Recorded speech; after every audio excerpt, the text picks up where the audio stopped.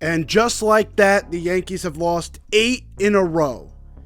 And now that it looks like the Yankees have kind of given up on the year, I may not be doing many of these series recaps anymore. But now that it's the last, I kind of want to not go over much about this series, because this series, we know what happened. It was pretty self-explanatory.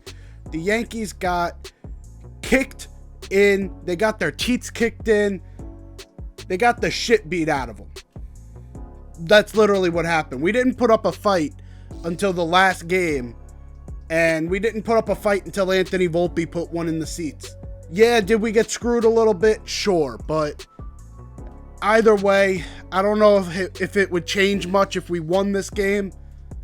So I'm not really going to go over this game. I'm going to go over everything surrounding this team with all these minor leaguers coming out, talking about the minor league system and what changes should be happening. Now, look, some people are saying like Dylan Lawson was a scapegoat firing and Aaron Boone is next for the scapegoats and nothing changes really, but Dylan Lawson built the minor leagues the way they are controlled right now, which is analytics. So what it's fostering is this culture where we're finally seeing where analytics go too far.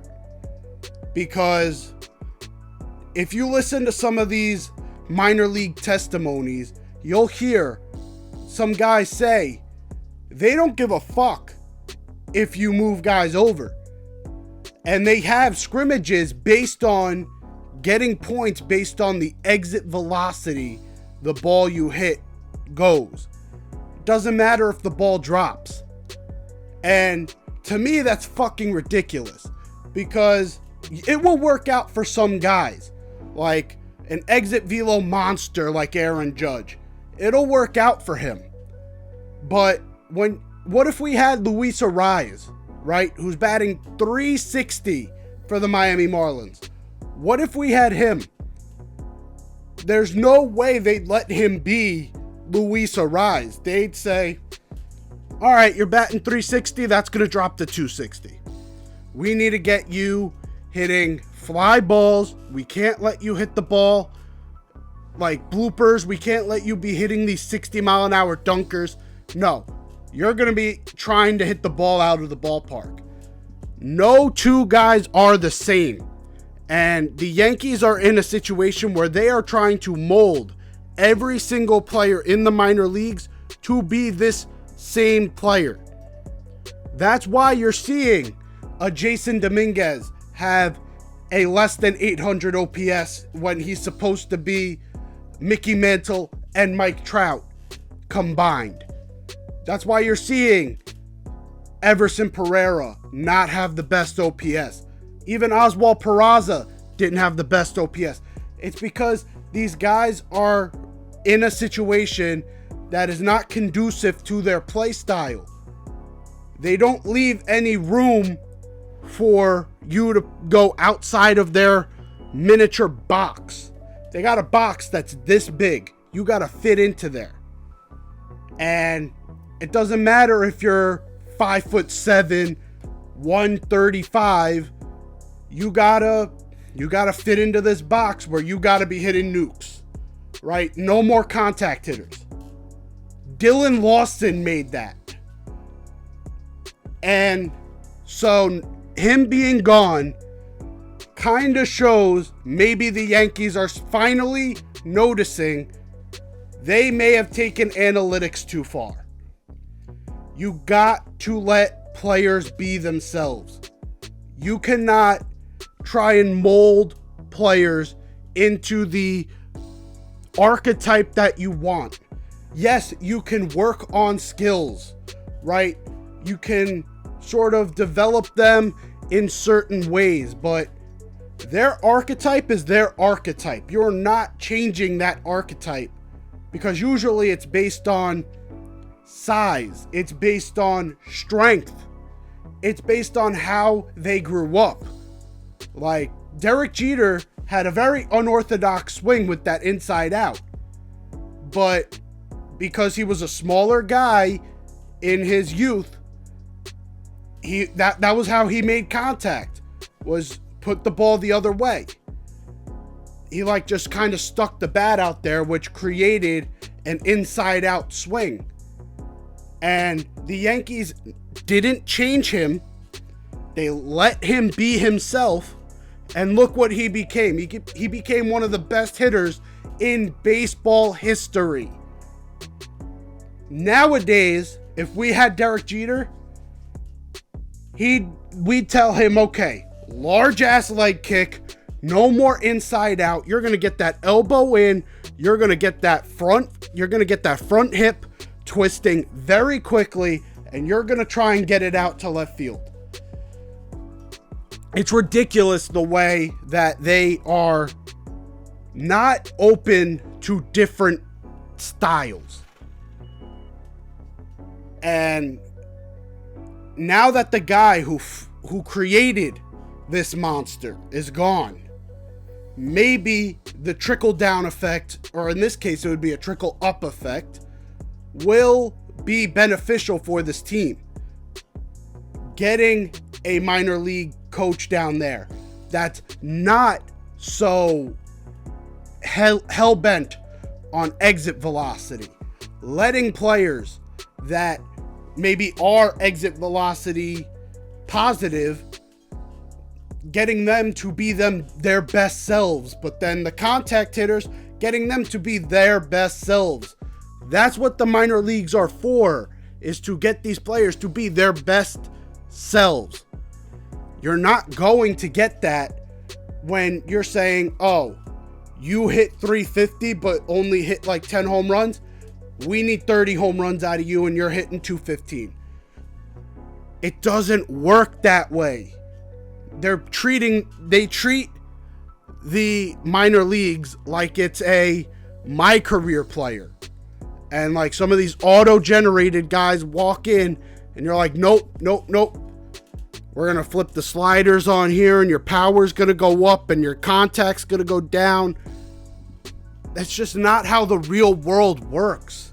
And I get analytics will tell you need to get players that hit for higher exit velo, because the higher the exit velo, apparently the more percentage chance you get of getting that hit. But man, Tim Anderson made an entire run of being a great shortstop off of getting these dink dunk hits.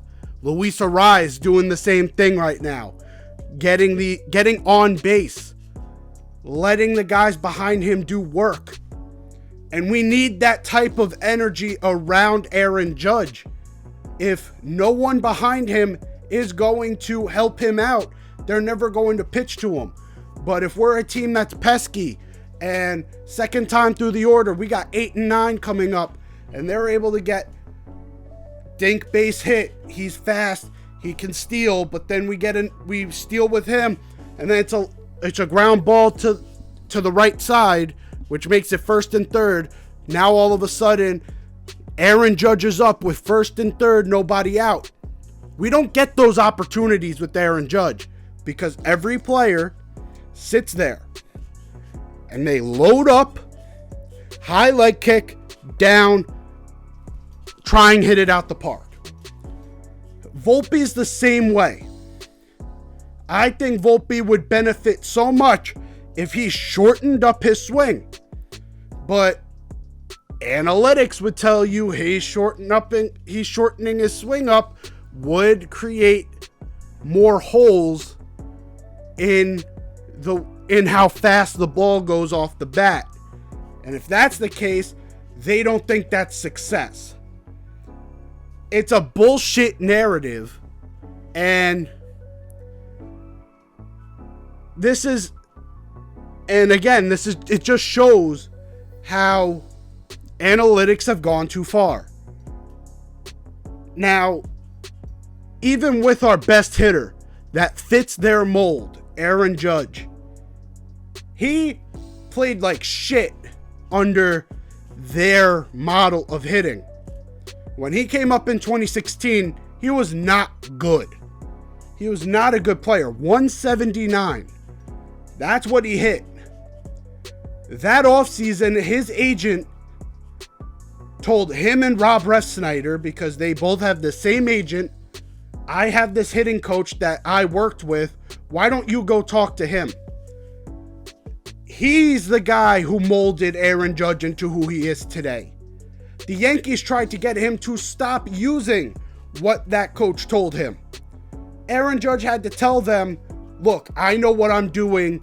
Let me try it. And then he hit 50 home runs in his rookie year.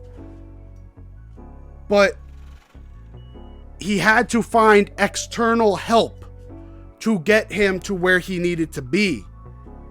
This shows that even a guy as talented and as gifted as Aaron Judge, he can't even succeed under this system, even though he should be the perfect mold for their system.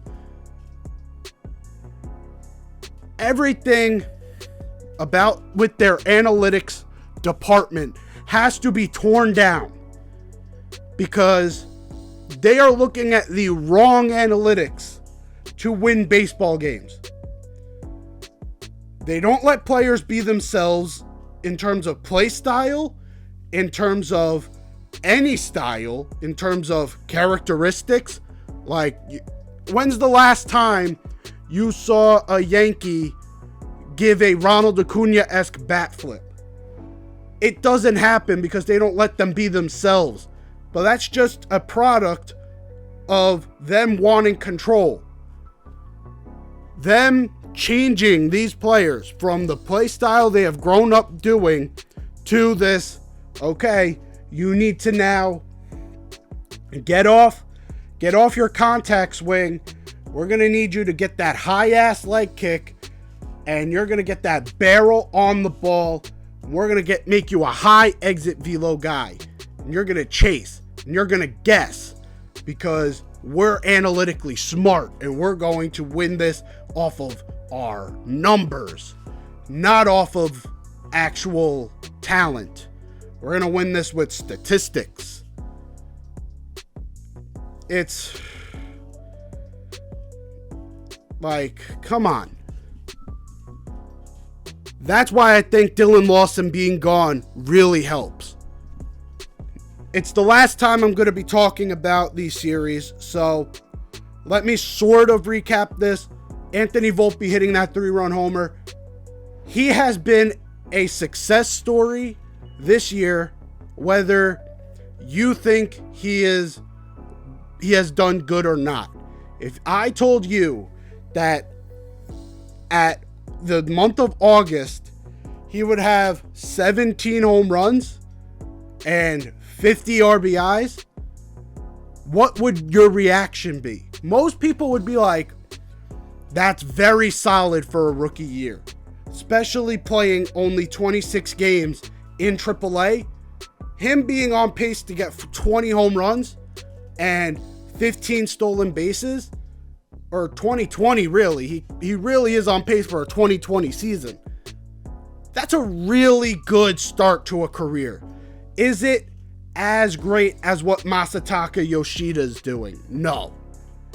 But at this point, seeing the way he's been developed, you cannot blame Anthony Volpe for some of these mistakes. Even when he was in the major leagues, he had to go to external help. He had to get his teammate to tell him what he was doing wrong. The coaching staff doesn't do their fucking job, no matter what level they're at. Single A, double A, triple A, at the major league level. No one does their fucking job in diagnosing problem and fixing problem. That's the true problem with the Yankees. I'm hoping Sean Casey is the type of guy who can diagnose these problems. He came in a little too late for him to be able to change this lineup. But if he has a full off season, to finally tell these guys, we don't need everyone to be a high exit velo guy. Hey, DJ, you've had your worst average season, and you know what? It kind of correlates to your swing turning into more of a pull-centric swing. Why don't you go back to your inside out that you were used to when you were winning batting titles, like in 2020? If he has a full offseason, there's a chance this team can rebuild and this team can come back rejuvenated. But it'll be a long road because the guessing, the long swings, and look, I just kind of want to talk about the guessing. Another reason why it's gone too far with analytics. These pitches are right down the middle. No player on this team right now is able to look at pitch, swing at pitch. They all have a certain pitch in mind, and if it's not thrown to them, they don't swing, no matter where the fuck it is. And to me, that's fucking ridiculous. If you see a ball right down the fucking heart of the plate, and you can't even put a swing on it, it's fucking ridiculous.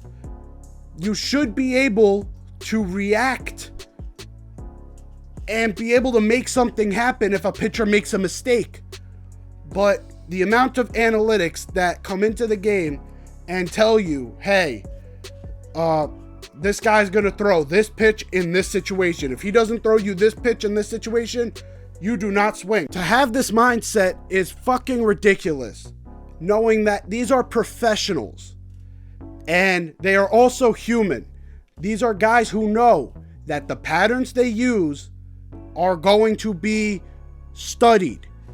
So they are going to switch up their patterns from time to time. They're also human.